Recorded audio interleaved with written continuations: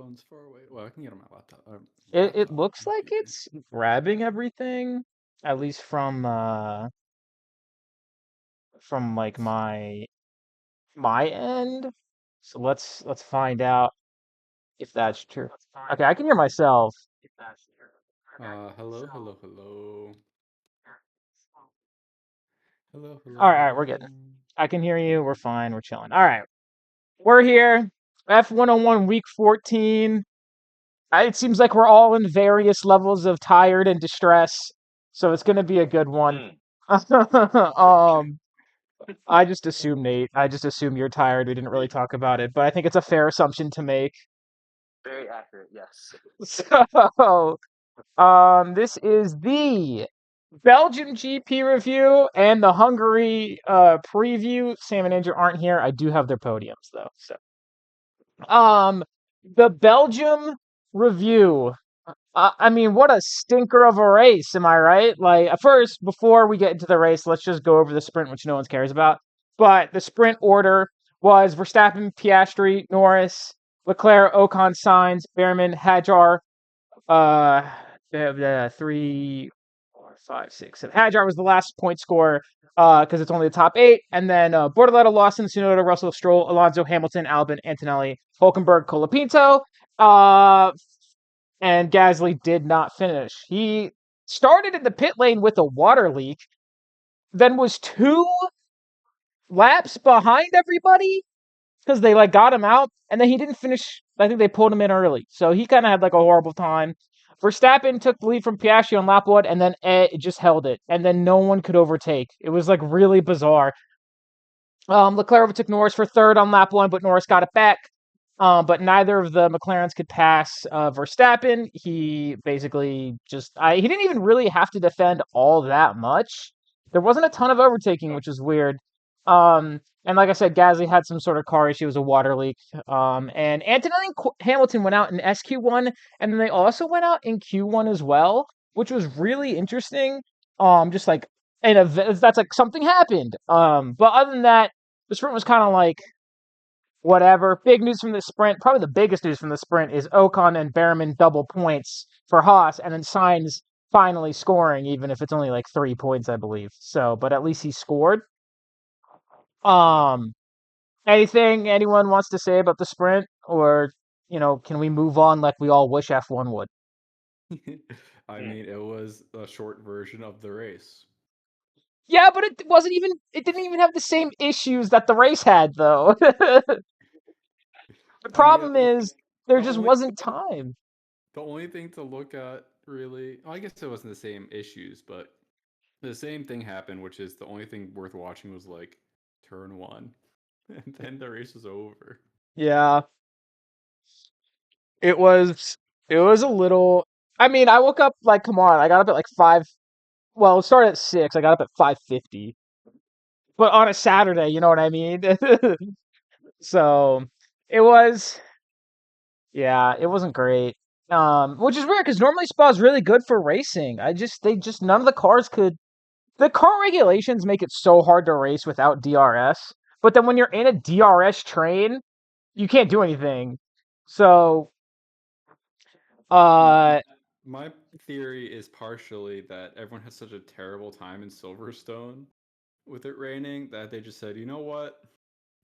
No risks. well, We're we'll just. talk about that for the race. But it was dry for the sprint. There was no rain That on is the true. sprint. That is true. That um, is true. I will talk about that part of uh why the race was what it was. But before we do that, let's just the race finishing order. This is what everyone really cares about. Top 3: Piastri, Norris, Leclerc, followed by Verstappen, Russell, Albon, Hamilton, Lawson, Bortoleto, and Gasly rounding out the point scorers once again. And then Behrman, Hulkenberg, Tsunoda, Stroll, Ocon, Antonelli, Alonso, Sainz, Colapinto, and then Hadjar in dead last. And he was in dead last by a mile, which we found out, was because he had, I think it was an electrical issue. He had some sort of car issue that totally just ruined his pace. He lost I think he was losing like, maybe not a full second, but like half a second on the straights. Like it was He was looking really, like it he was looking like really Yuki throttled Tsunoda him out there. a little bit. A little bit. He was looking like Yuki Tsunoda under Horner. not Yuki Yes, it Tsunoda was. under Makis. So, good day, Oscar Piastri and Lewis Hamilton. Bad day, Carlos Sainz, Isaac Hadjar, and anyone who wanted to see good racing. We've alluded to it. What happened with the race? It had an hour and a half delay because of rain, which was arguably way too long. It got to the point where it dried up enough on the racing line that slicks were required. But if you went off the racing line, it was still wet. You were basically screwed because you couldn't overtake because you were on slicks, but it was still slippery. Which sucks because Spa is normally really good. In my opinion, racing control shouldn't have waited so long to start the race, and then I also think they should have probably done a standing start instead of a safety car rolling start. What's the point of having wet tires if you never use them? Two things. One, this was a wet race that had the first 4 laps were under the safety car, and after that there wasn't a safety car, there wasn't a red flag, there wasn't a retire, there wasn't a virtual safety car. There were no incidents after that, which in a wet race, starting under the safety car, in theory should be impossible. But part of the reason that race control delayed so long was because after the disaster of Silverstone in the other direction, where there was a bunch of safety cars, a bunch of accidents, and all this stuff, the drivers were like, hey, that's not cool. We want to be safer. So wait a little more before starting the race. But then race control overcorrected, and all the drivers agreed after the race that they overcorrected. They went too far and they waited too long. Max Verstappen basically said in an interview, he's like, if this keeps up, we're basically ruining any chance of a classic wet weather race. And if you're gonna wait like this, then wait till it's completely dry, or don't wait at all. Basically, is like, don't have this half and half where no one can overtake because only the racing line is feasible. So there's a lot of reasons to go into why it's the overcorrection. I do think they're a little like the most recent death was like the most recent deaths in like Formula Motorsport have been at Spa, and it's at Eau Rouge and Radion, which are like the first few turns. Antoine Hubert is probably the most, I don't want to say famous, but maybe well-known case. But there was another kid in like F4 like a year ago or something like that. Um, and so I think they're maybe a little overly cautious at Spa, but it proved that they ruined any chance of a solid, entertaining race. And for the drivers too, it sucks because they ruined any chance to overtake. Basically, the only one who could overtake was Hamilton. He started in the pit lane, and then he just happened to pit first before anyone, and then he made all these overtakes. But it was all on like backmarker teams anyway. So while it was impressive because he was like slicks overtaking offline on these against these intermediate runners, he was like, it was like Ocon and Colapinto, and and it's not like he overtook Verstappen or anything. I mean, not to discredit Hamilton, but like once he caught up to Albon, he couldn't get past him. So once he caught up to a car that was actually fast, he couldn't do anything. Fast is quite the statement there.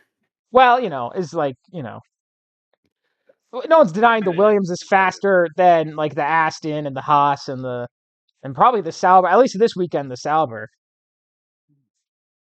Yeah, I think Albon did a good because Hamilton was on Albon's ass for a long time. Yeah, but he couldn't get I past think he him. just did a good job defending. Yeah, for sure. Was Albon that close to Russell? I don't think he was. No. I think it was pretty far. Russell was kind of like on his own world. Hamilton also did a thing where he saw your text, Max, that he wasn't going to get up into the points. So he did that, and then Yuki saw your text saying that he's going to stay in the points. I know. I'm cursed. I'm cursed. Did I say Hamilton wouldn't get into the points, or did I say Hamilton wouldn't continue his 4th place and up streak? I feel like I just said it was his 4th place and up streak, but maybe. I have my phone on me, so someone has to. I'll go into. I'll do it. I'll do it. Hamilton. Hamilton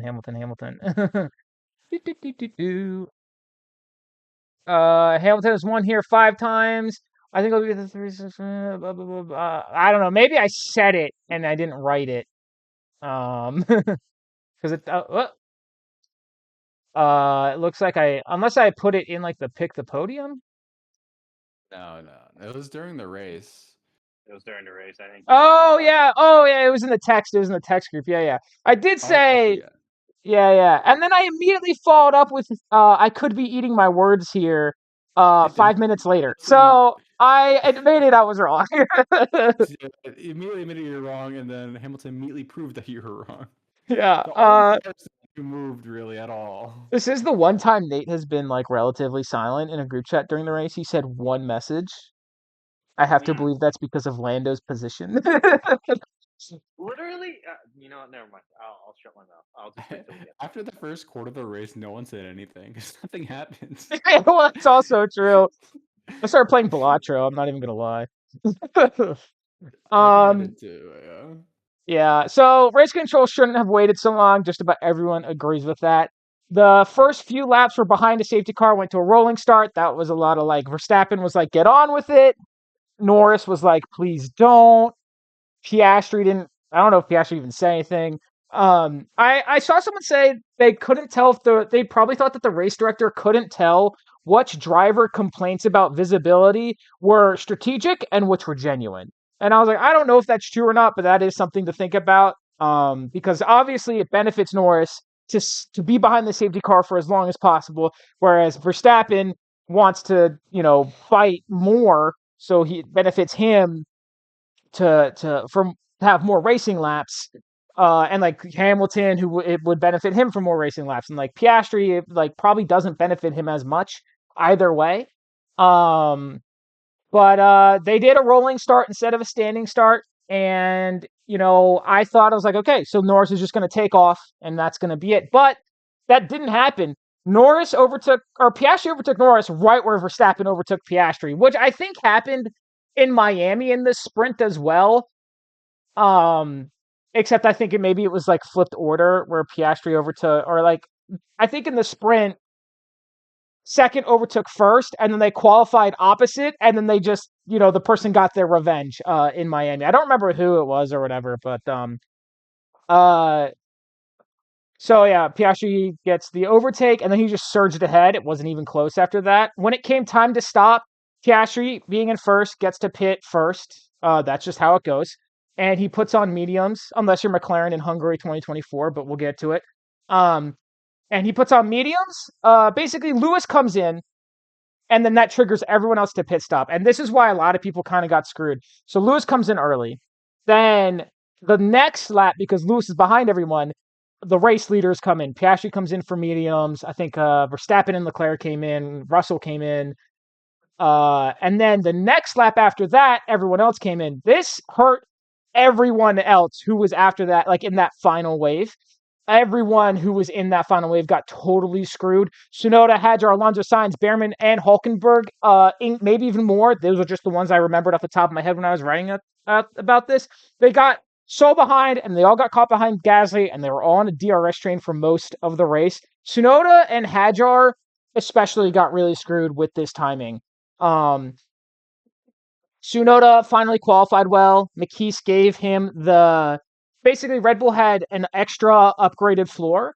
They didn't put it on Yuki's because they were saving it in case Max's floor got damaged and they could just replace it. And McKees said no, put it in Yuki's car, and Yuki immediately started performing. And he could have finished in the points, but the pit stop timing totally screwed him. Not his fault. And then I think when he's kind of stuck in all of that, it's just a disaster and it's a mess. But I think it's a good sign for Yuki. Yeah, he at least didn't look like the worst driver in the grid by far. He looked average. He looked like where he's supposed to be. Yeah. Which is a good sign. Yeah, he's on the up. So Piastri pits, and then he's in like wave 2, and then Norris and everyone else is in wave 3. But the difference between Norris wave 3 and everyone else wave 3 is like a good portion of the lap. So Norris is kind of like in his own wave, and he puts on hards. And that wasn't the wrong decision, I don't think.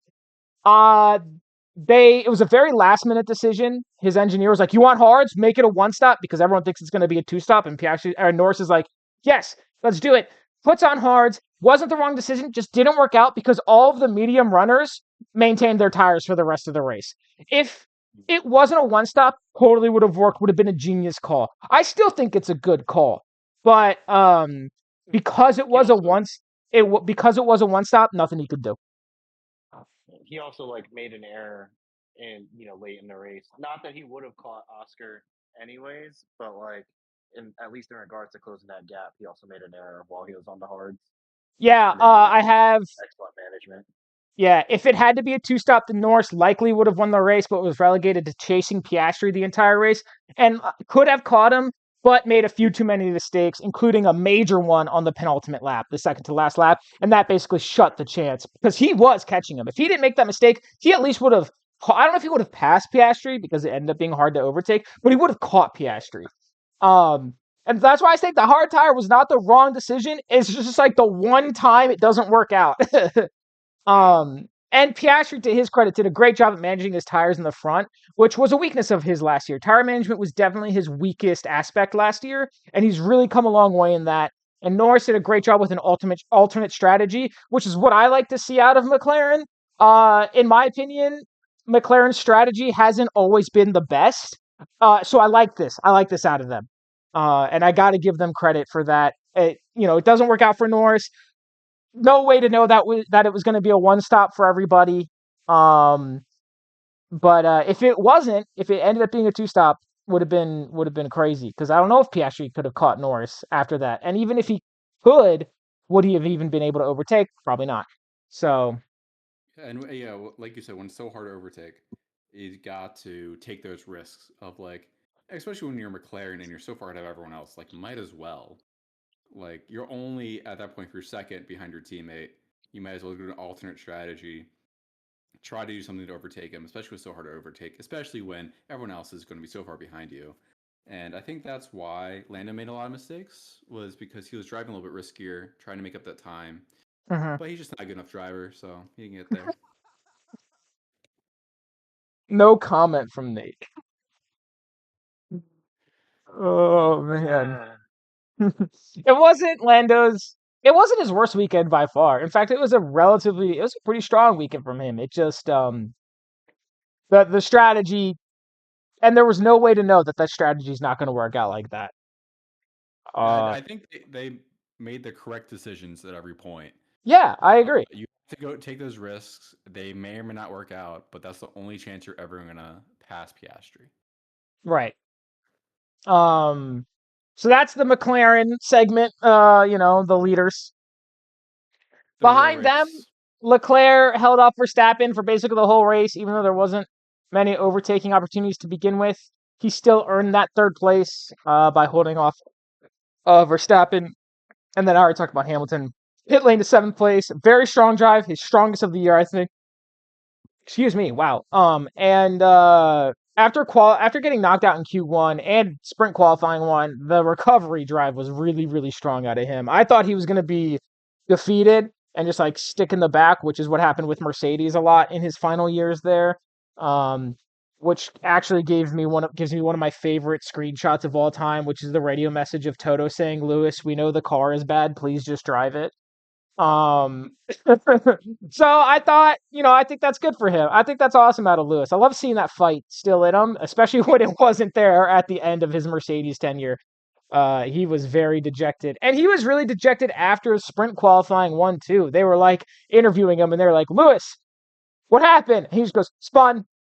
"What do you mean? Spun?" "Yeah, I spun." And they're like, "How do you feel?" He's like, "I spun." And I was like, "All right, leave the man alone. He clearly doesn't want to talk." So yeah, Ferrari's been looking better. I agree. I think their vibes are still so bad for no reason. Well, it's because it's Ferrari. They just don't like being in second. They don't like. It feels like Charles should be like in third or fourth for the driver's standing, but right now he's in fifth. Congratulations, you are a Ferrari fan. Me? One of the most popular talking points about Leclerc is that he would be a world champion if he wasn't with Ferrari. I mean, if he was on McLaren, he would be in contention. Oh, easily. I think he's, no offense, Nate, I think he's better than Piastri and Norris. I think so too. Say, I think that like 10 drivers could be on McLaren and be competing for a world championship. I don't know if it's that. I think Verstappen could compete with easily. the car right now. Like, yeah, like, because don't get me wrong. Like, I think we have a car that just outclasses the rest of the grid right now. There are certainly things that like other cars do better specifically, but I think overall package our car's the best. Yeah, will your drivers ever admit it though? Probably not. When you're ahead by like a minute or two every race, at some point you can't deny it. No, Like, yeah, you can't be that much better a driver than everyone else. I just also think too, like, pretty most of the drivers on the grid like are skilled enough that if you put them in that car, I'm not saying they're gonna win, but like they'll at least be in contention, be able to throw down a very reasonable. I think the car is also that good. That's not to discredit Oscar and Lando's hard work. Like No, they're absolutely not. also very skilled. I think there's 4 drivers on the grid right now. You put in the McLaren and you get a Verstappen 2023 performance out of them. And that's Verstappen, Hamilton, Alonso, and Leclerc. Damn, you think what? Oh, come on. I will not take the Alonso slander. He has it in him. Lance Stroll. Aston sucks. Put Alonso in that McLaren, he's winning every race. But then by proxy, Lance Stroll would also be winning every race. No, I disagree. Alonso is miles better. Okay, who was the worst driver that if you put it in the McLaren, they would be competing for a World Drivers' Championship? That's a good question. Pierre Gasly. There. If you put... I think Pierre Gasly is the worst driver you put in there, and they're competing for a championship. And I think that's based off of like experience. I don't think a rookie is in that McLaren competing for a world championship. I don't think Stroll. I hate to say it. This is my hot take. I don't think Sainz. I don't think you put Sainz in there. I think he'll win. I don't think he's competing for a world championship. Him and Albon. Sorry, I'm not a Williams hater by any means. I do think Sainz is a little overrated. If you put Ocon in there. No, I don't think Ocon well, no, I don't think Ocon has it. Hulkenberg. What Pierre can do with a terrible car is better than what Ocon can do better than what Ocon's doing in the Haas. If you put Hulkenberg in there, is Hulkenberg's like the same level as Pierre, I think. Yeah, Pierre's got to win. That's true. Damn. Yeah, he does have a win. Hulkenberg had the record for the most races on podium. Yeah, but Pierre got to win in an AlphaTauri. The McLaren's really fast. I know it is, but it's not just the speed. It's you got to be able to like. Hulkenberg's qualifying this year has been horrible. I mean, that's why I'm not putting Kimi in there, because Kimi's gonna crash it or something. No, well, that's why I wasn't putting any rookie in there. Yeah. Pinto is gonna immediately spin it into a wall. It could be on a circle without any walls, and he'd find one. If you put Jack Doohan in there, I think he can compete for a driver's championship. You know what they should do at the end of every year is instead of the postseason testing, they should go back to Monaco, reset up the race, have everyone do hot laps in whatever the fastest car of the year was. Just to see what happens, and start with whoever's last in the drivers. If they've ever raced one, so Jack Doohan and Franco Colapinto are gonna be in there. Yep, and then they're gonna crash both cars, and then that's it. You go until someone crashes. Exactly. Yeah, that McLaren, it is fast for sure. And I just wish Oscar and Lando would say it, because they don't. Every time they're talking about the car, they're like, you got the fastest car on the grid, and they're like, what? And it's like, okay. I mean, what other cars even in contention? None. Fair, they haven't won every race. You're right. So I guess like respect. Don't get me wrong. I fully agree. We have the fastest car on the grid. I'm not gonna skimp around that. Just in regards to their argument for their logic. Yeah, but look, I mean, in X conditions, it is not the fastest. Your average edge case. Aside from Russell, you know who's won any other race not in McLaren? Max Verstappen, who everyone Verstappen. basically agrees is the best driver on the grid right now. And he doesn't win because his car is faster. He wins 'cause because he he's a gets in front of demon. them. He gets in front of them and he just outqualifies them, and then he sits in front of them and just wins. Yeah, they put the Prowler music on, and he that's how he does it. I mean, but yeah, no one's been really close in pace besides Mercedes beginning a little bit. It depends on the track for Mercedes and for Ferrari, yeah. Yeah, and I mean, Mercedes has not been great for a while. Not recently. Not recently. They had So- Canada. That was it. And Ferrari, they've been doing a good job, but they're not really ever competing with McLaren. They pick up P3 when I think the McLaren's problem in with no time. Ferrari is every year it's like, all right, even the F1 like media is like, Ferrari's fighting for the championship this year. And so we're all like, okay, and then they don't. And so it makes them seem so much worse than they actually are. It's funny because they're second constructors right now, but because McLaren's so I know, good, but they're the way people are talking about how they're not reaching potential, you'd think they'd be in dead last. I know. They're like, this team sucks. The car is terrible. They can't drive it. And it's like they're in second. The midfield is actually Ferrari, Mercedes, and Red Bull. But yeah, Everyone else is everyone else is in the midfield 2.0. It's the front runners, McLaren only, Ferrari, Mercedes, Red Bull in the midfield, and then everyone else is eating shit. And then Alpine's not racing actually. No one knows this. Alpine actually got demoted to F2. I don't know. Did you hear that? It feels like it, yeah. They're actually letting Alpine start racing on Saturday, so that way by the time Sunday comes around, they won't be lapped. They might still be in. Oh man! All right, really quickly, just through the rest of the race.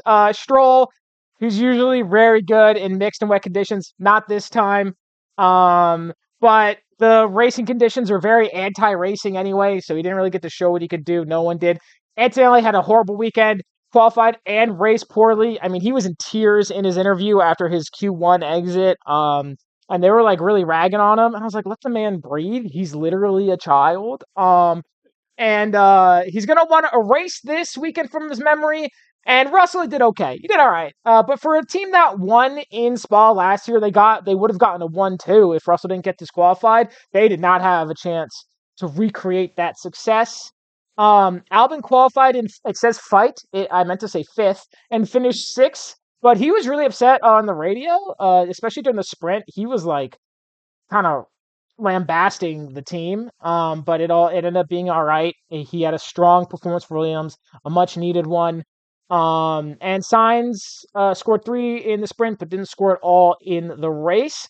Haas cars had a really good one lap pace. They qualified really well here, but they struggled with race pace. So they couldn't recreate that qualifying position for the race.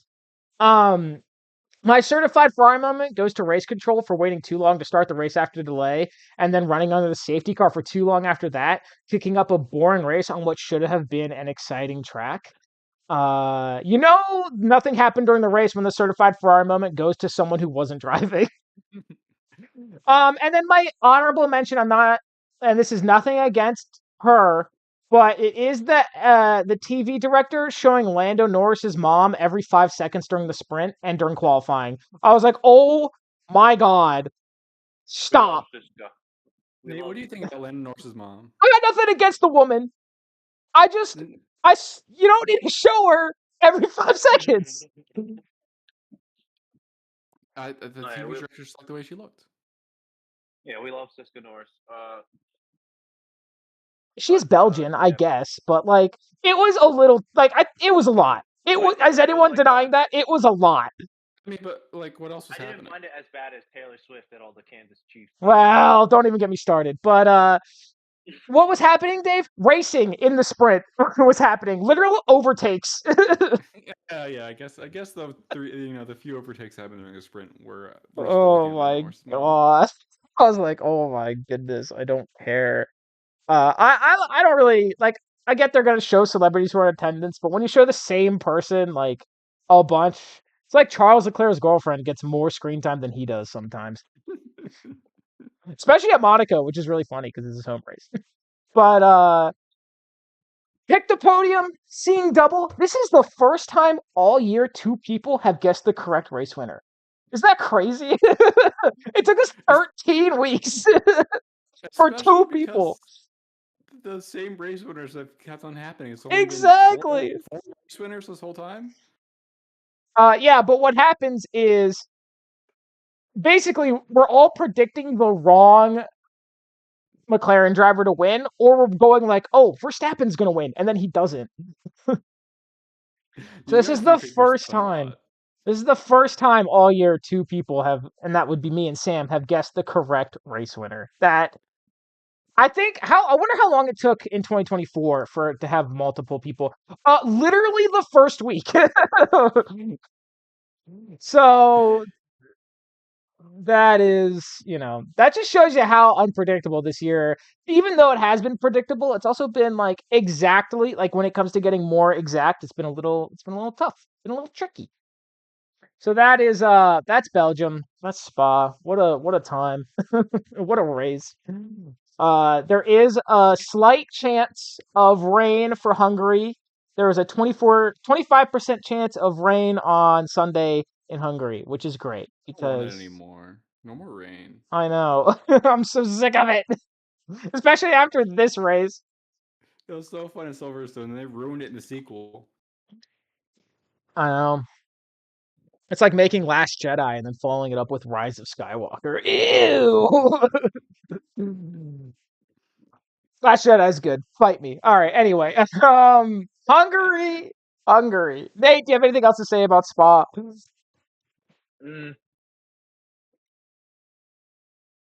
Well, nah. I feel like the only other thing I really even could look at, I just want to know what happened with Lando's power unit. Like they said, it was a power unit issue. Yeah, I did hear about that. The reason that he got passed by Piastri. Oh, his battery. They said it wasn't because they used a lot of the battery on the start, on the rolling start. Yeah. Yeah. Not on the safety car, but like after the safety car went in. And then I guess Piastri didn't. Yeah, they wouldn't say if it was like a mechanical issue or if it was Lando being bad at driving. They did tell him on the radio. They're like, it's because we used it at the start. It could also have been an issue because why would Piastri have more? I guess, but yeah, weird. We'll never know. They will never tell us because they'll never admit it's a Lando issue, like accidentally using too much, and they probably wouldn't admit it was a power unit issue. So yeah, and they got passed by the wrong guy. So like, yeah, it's like a non-issue. So Hungary preview. Surely what happened last year won't happen again, right, guys? Right? What happened last year? Don't worry, I'll tell you. But before we do that, qualifying is Saturday at 10 and the race is Sunday at 9. No sprint. Everything is at a normal time. Which McLaren will take it this time? Will it be Piastri looking to keep his momentum, extend his lead, and wash out the taste of last year from his mouth? Or will it be Norris looking to shorten the lead, prove he deserved the win last year despite having to give it up, and go into summer break on a high note? Dave, you asked the $1 million question. What the hell happened last year? Nate, close your ears because you're not going to want to hear this again. Here's what happens. Norris qualifies first. Piastri qualifies second. And overtakes Norris in a really aggressive move on the first lap. And for most of the last year, the McLarens weren't really racing each other. They were kind of holding position most of the time. So it was it was a very aggressive move from Oscar, and it was it was a little uncharacteristic of the team at the time. They weren't, at this point last year, were not racing each other super hard. Then McLaren went to undercut Piastri with Norris twice, giving Norris the preferential strategy and pit stop, which normally goes to the leading driver. That's just kind of F1 etiquette. That's kind of like an unspoken rule. Whoever's leading gets the pick of the pit stop. But they didn't do that. Instead, they undercut Piastri twice. So Norris overtakes Piastri through the pits and gains a 6-second lead on Piastri. And then for 20 laps, McLaren was on the radio with Lando, begging him on their hands and knees to give the position back to Piastri, which gave us amazing little gems on the radio, such as, Lando, it's the right thing to do.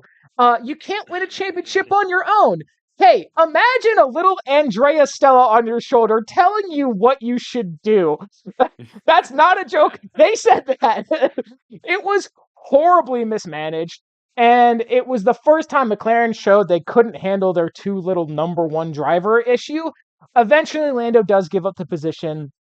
And in the race, like in interviews after the fact, not directly after, but after the fact, he was like, I recognize that I should have given it up earlier and I didn't. But it birthed Papaya rules, and it was the most dissatisfying 1-2 of all time, and it really soured Oscar's first career win. Complete disaster from the team, and it's definitely going to be on everyone's mind going into this race. Both drivers are going to be eager to prove that they deserved the win last year, and it should hopefully give us some good racing between the two of them. Dave, I cannot express enough how insane it was to watch live. You have to go look it up on YouTube and watch a replay of all of the radios or something. It's insane the things they were saying to Lando. Why should he have to give the position up? Because McLaren shouldn't have undercut Piastri with Norris. They gave Norris the preferential pit stop strategy, even though he was behind. I see. And then did twice. Right, but the thing is, though, that's McLaren's fault. That's the engineers. That's race. I know. Fault. That's not on either of the drivers. Pissed me off the fucking most, and they were acting like it was Lando's fault. What the fuck, guys?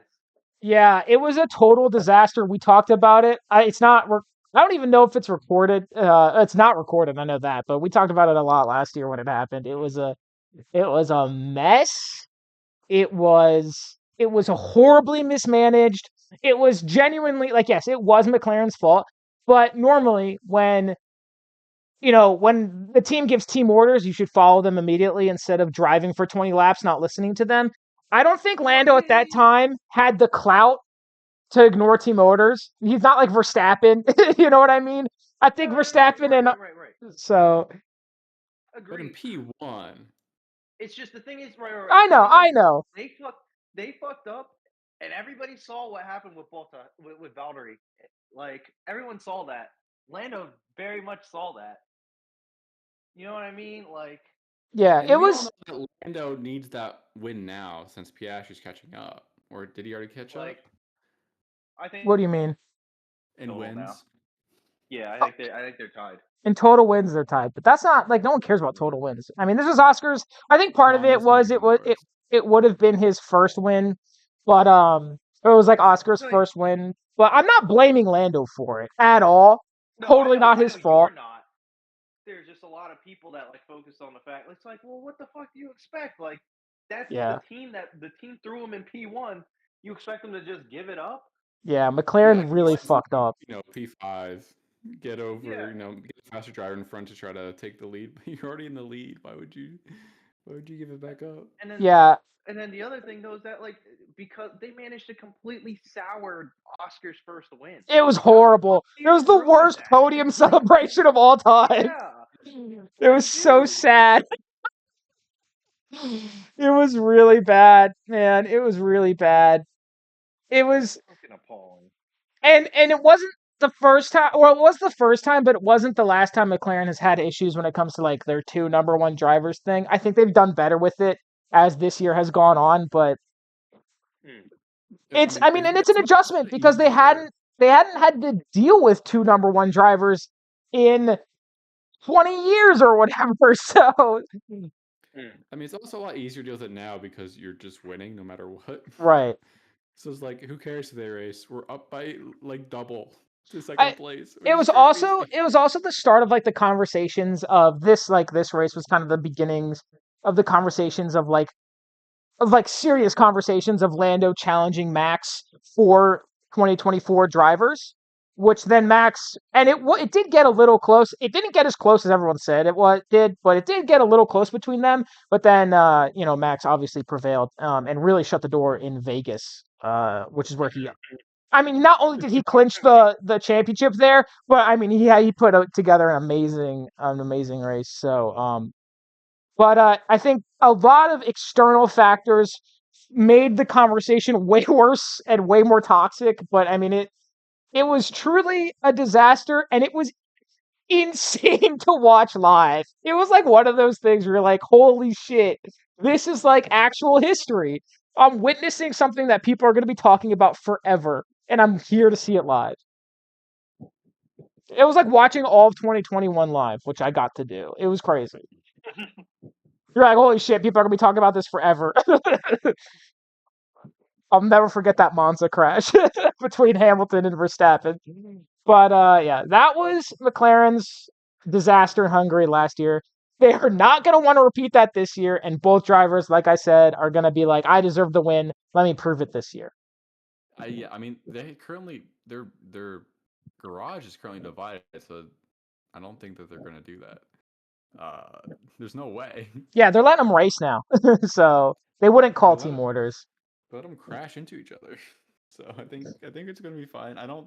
Hopefully they race each other for more than like, which is like their max right now for a race. Yeah. More than just a turn one overtake. Turn one overtake is over. So well, it shows how important clean air is. So yes, that's the McLaren. Which one will take it? I think it's pretty safe to say one of them will. But for third place, I think it should be a mix of our usual suspects: Verstappen, Leclerc, Hamilton, and Russell. I want to say Mercedes is going to be stronger than they were in Spa, and Hamilton has won here 8 different times, so he's very good here. Russell has won third place back in 2022 here, and Leclerc, I didn't know this until I started writing this. Leclerc has never podiumed here, which is crazy to me. You think I fall into the trap of like I think Leclerc is so much better than his stats are. At least his podiums and stuff. He's never podiumed here. But that doesn't count him out, and Russell's one podium doesn't count him out either. So I think it's our usual suspects. It's both Ferraris and then Russell and Verstappen. Both? Hamilton has not he's not. No, dude, I think his Spa performance is gonna put a fire under him. All right. Here's my hot take here. I'll put it in. Hamilton does not podium this whole year in a real race. That's a crazy hot take. It's week 14. He hasn't done it yet. It's true. But I still think you can't count him out. Call me a believer. Counterpoint old. Counterpoint. Copium.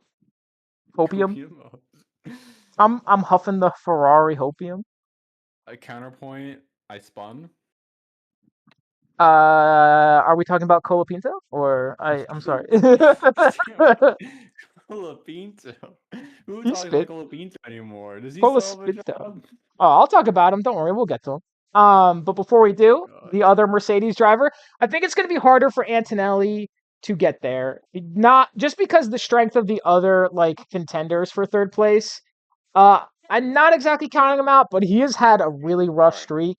So I think it's going to be tough for him. Mercedes is 28 points behind Ferrari, so they really need Antonelli to start showing what he's capable of and start getting more point finishes, and ideally finishing ahead of a Ferrari if he can, which we know he's capable of. He's podiumed, so it's not like he's horrible. He's just had a really rough stretch between his podium in Canada and now. It's been really bad for him. A lot of DNFs, a lot of poor performances. But he's a rookie and he's learning. And I don't think I don't think it's the end of his career certainly or anything like that. But I don't know if he's going to get to the podium, but I'm hoping he can give us a stronger showing. He got senioritis. He graduated high school, and it was all over. And his career's over. He's too old now. 18. Isn't that crazy? 18. He was 13 5 years ago. In 2020, he was 13 years old. He was 0 18 years ago. Isn't that crazy? Well, yeah, but oh When man. Alonso was racing, he wasn't born yet. Well, that is true. It's so crazy. Oh man. The other number 2 driver in a top team, Tsunoda, I'm hoping is going to be on the charge and feeling good after he qualified well in Spa and received the new update to his car earlier than normal. The new leadership at Red Bull is at least working for him, and I think his performance will continue to improve, even if a podium may still be a little far away. I'm still hoping. I'm still hoping, Podium. man. But I think he's gonna be. I think the second half of his year is gonna be stronger than the first. Certainly. What's his highest spot this year? Like P7? Yeah, his highest finish ever is P4. But you know what? Also, you know what race that was? Abu Dhabi 2021, when a whole bunch of other shit happened, and no one talked about his P4 because it was all Verstappen winning the championship and all the controversy and stuff. But he's finished up there. He's gotten up there. I don't even know what to say about Williams right now. They've been super inconsistent, and reliability is still an issue. But at least Albon is coming into Hungary with some momentum. Sainz, I think, is still struggling in the car, especially over the course of a full race. He did well in the sprint, but it's shorter. And over the course of the full race, I don't know. He hasn't been super strong lately. And lately, I mean this year, him and Hamilton both have kind of underperformed. So I think it's a safe bet to say Albon. P5 probably is his ceiling, but like barring a crash from between the two McLarens or whatever. But Sainz, I don't think his ceiling is as high right now. So and like Williams has still been struggling with reliability, so their engine could just explode at any moment. But they have 70 points. Sauber has 43. They're 27 behind. V-Carb has 41, only 2 behind Sauber. Aston has 36. Haas has 35, only 1 behind Aston, and Alpine has 20. So it's all very close to the midfield, especially if Williams kind of keeps floundering and Sauber and V-Carb continue their current charges. Williams is definitely in the best position to lead the midfield still, but one Silverstone moment from Sauber or V-Carb could really switch things up. Like one really strong performance in like a bunch of chaos would really move them even further forward. Even Aston and Haas aren't total write-offs for like the lead of the midfield, at least like mathematically, but I think their chances are pretty slim. And Alpine could pressure Haas as long as Gasly can keep outdriving the car and Haas keeps sucking. It could get close at the end of the year, but it is going to be on Gasly. Gasly needs to have a high finish, and P10s just aren't really doing anything. I want to see Gasly back on the podium, man. I want to see it so bad. Any Alpine car on the podium would be a literal miracle. Every year we need a Gasly podium. We got one last year. That's why 2023 and 2022 were boring, because we didn't get a Gasly podium. It's gonna happen, and when it does, it signals the end of time. Actually, so I hope you. Well, then time should have ended in Brazil last year, because not only was Gasly on the podium, but so was Ocon in the Alpine. Okay, yeah, that's kind of crazy. And in what was Max Verstappen's best race, he went from 17th to 1st and it was so much rain. Anyway, we'll talk about that when we get to Brazil this year, certainly. Hadjar, I think, is already Hadjar is already in the bounce back mindset. He made a whole post about it. That's how I know this for a fact. From Spa, he was like, it was a car issue. It wasn't a me issue, and I'm ready to go. And Lawson has had his whole career and mental revived at V-Carb, I think. I think he's been doing so much better, which we've talked about a few times. So I think V-Carb, if they can keep their current pace, they should have a pretty strong performance for the rest of the year. I think they're going to be up in like the maybe like middle of the points, like maybe like a 6th, 7th, maybe a 5th if we're lucky. Kind of deal, I think. Hadjar especially, he's quick, man. My ideal for Hadjar is he goes to V-Carb next year, he stays, develops a little more, and then goes up to Red Bull, and then he wins in 2027 and 2028 and 2029 and 2030 and 2031 32, 33, and then 34, getting that 8th in a row and the most World Drivers' Championships of all time. You heard it here first. What is Hadger gonna look like when he's older? I can't even imagine it. Uh, He he's looks gonna look so like, so you know how young. I grow facial hair and it's really bad and patchy? He's gonna look like that. Oh He's got my the same God. face. He's just gonna have patchy facial hair. That's the only thing that's changed. Mm-hmm. What's the chances that Lawson has a job next year? Hi. I don't think they're gonna pull up Lindvald. I don't know. I think if you're asking me in like week 6, I'd say 0. I think it's a lot higher this year. I think he's done a lot better. He's But at we'll least having a see. good time now. He's good vibes at least. Yeah, we'll see what happens with Lindbald. Arvid Lindbald, I think is the kid's name. I think it's Lindbald. He's like Red Bull's next. We hear this all the time, but he's Red Bull's next Max Verstappen. There's a But lot of Max Verstappen on the grid. I know there's Kimi Antonelli's a Max Verstappen. Well, he might uh, actually be. he could be, but that's Red Bull is thinking Lindbald's going to be like their successor. But I don't know how he's doing in F2. I haven't paid attention to F2 a lot this year because F1 because been doing more for F101. I've been doing less with F2. But I think he can probably stay at F2. I think he's younger than Kimmy, so give him some time. Uh, so I think Lawson could be on the grid next year, and I think his revival, he could see him going to another team too. Certainly, I don't know if there's going to be a spot. Maybe a Cadillac. I doubt it. But Well, a lot of drivers here are looking at Cadillac. dude, it's so funny. Every week I get it. There's a news article that's like, it's like week A. Cadillac wants 2 veteran drivers to develop the car. And then week B, Cadillac wants 1 veteran driver and 1 young driver they can develop. And then it's like, okay, now we're back to week A, and then we're back to week B, and then back to last week we were in week A. And then this week we're back in week B. So, everyone's just trying to speculate and get clicks, but obviously we won't know till they announce it. And maybe they'll announce it in the summer break, but we'll see. They'll just Um get the best drivers they can get. Probably they probably don't even care.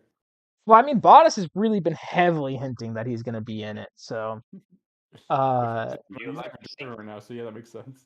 yeah, but he can't. I don't. His contract. I mean, he's with Mercedes for the rest of this year, so he won't be like moving to Cadillac. Like if they announce him, he won't be moving there, to help like test drive or anything. Sauber are starting to get into that like it's no longer surprising when they're good territory. Even if Hulkenberg's qualifying pace is still really bad, his races are better, not in Spa, but generally. And Bortoleto has been really quick lately, so it's like, oh, Sauber in the points is no longer like a super surprising thing. I mean, a podium would be obviously, but like in the points, not so much. If Haas can convert some of their qualifying pace into race pace, I think they're going to have a good. They won't be strangers to the points either. Especially since Aston has no more upgrades coming, and both Aston drivers are pretty checked out of this year, as we've mentioned. And Alpine is putting all their hopes on Gasly, and maybe Colapinto will score a point, but it's not very likely. If he still has a job. I mean, he's racing this weekend. We'll see what happens in the summer. But It's not looking good. Jack Uh, Newman is looking. yeah, and then finally, as of Monday, there was a chance for thunderstorms. That's been demoted to just rain. So we'll see. So that is Hungary. Anything anyone would like to say or any questions? I hope something happens this week. Me too. I kept on saying for weeks and weeks during the boring races, something had happened with Max Verstappen. He didn't do anything this week. He didn't save us. No, he didn't. So I hope he does something this week. It's his job. It's his job. Max, save us, Max, please. All right. Pick the podium. I took the lead back from Nate, so it's my turn to go first. I am going, and this is probably not going to be surprising to anybody, with Piastri, Norris, and here we go, Hamilton. Oh, wow. Put your money where your mouth is. I am. I got faith in the guy. Piastri, Norris, Hamilton. That is my pick. I think Piastri is gonna take the taste of last year and wash it away. And Nate, I'm gonna go ahead and guess who you're gonna have in first place. Can I guess? Absolutely. By all Lando means. Norris? Yep. Okay, I was really part of me Can I thought you were guess gonna my say other two? no. Piastri, Mhm. Leclerc. Yes. I think In that order? Norris. Yes, in that order. I think Norris is the one that washes away the bad taste from last year, and I think Leclerc breaks a not getting a podium here. That's oh wait, no. Yeah, Yes, correct. He right? has not gotten a podium Yeah. here, correct. Yeah. I was like, wait a second. Yeah. I think he breaks that streak. I Okay. think that is the Ferrari that we see. That is the red that we see joining our two orange, our two papaya drivers on the Oh, podium. I'm colorblind. It all looks the same to me.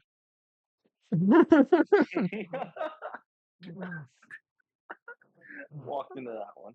All right. Well, we'll see. I'm sure we'll see. And I'm sure whoever wins the race, the other, if Piastri wins, you'll be quiet in the group chat, and if Norris wins, I'll be quiet in the group chat, and that's how it'll go.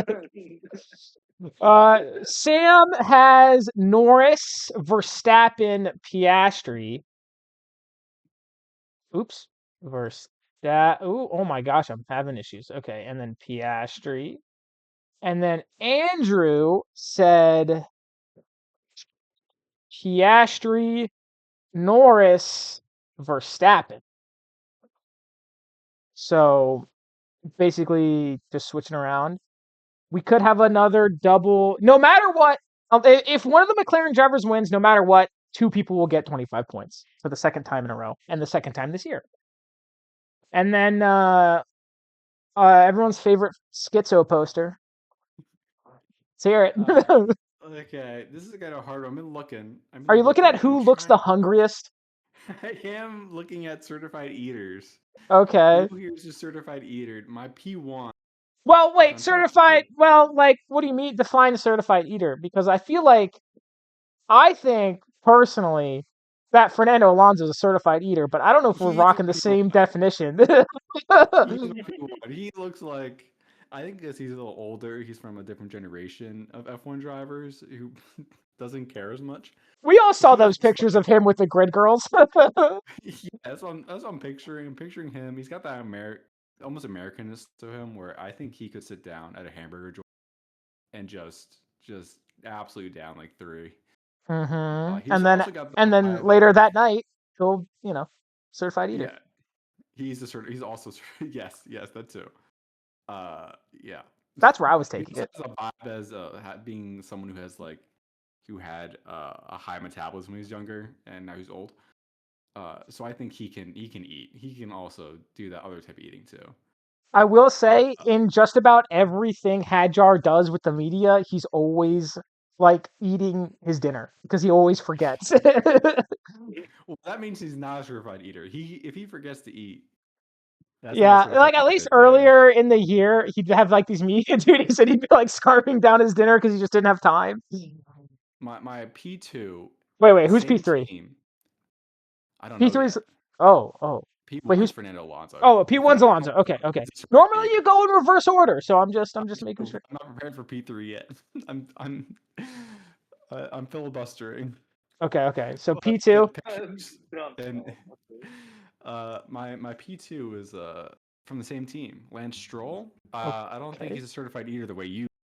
Um, but he looks like I think he's certified eater as in like a chicken nuggets eater. He's the closest to America. He's a close to America. I can see him sitting in the passenger seat of his dad's car eating his nuggies on his way to work. So this is the second Uh, time you've had an Alonso Stroll 1-2, first being in week 5.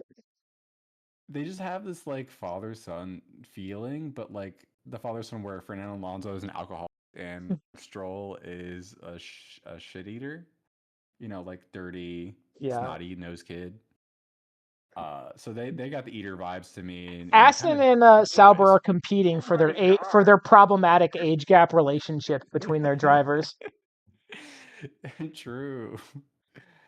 Okay, my P3 Steve. for eater. Let's see here. Do I go for a curveball? I think I do. I think I go for the curveball. I think I'm going Ollie Behrman.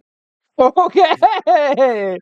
Ollie Behrman, hey, he's eager in both ways, I think, but in a different vibe than Fernando Alonso. Ollie Behrman is the kid. He's in high school. You know, he goes to sports and he eats 5 meals a day, and can't gain any weight. Are you speaking And from he experience? yes, and he also eats the other way, but he's really inexperienced and really bad at.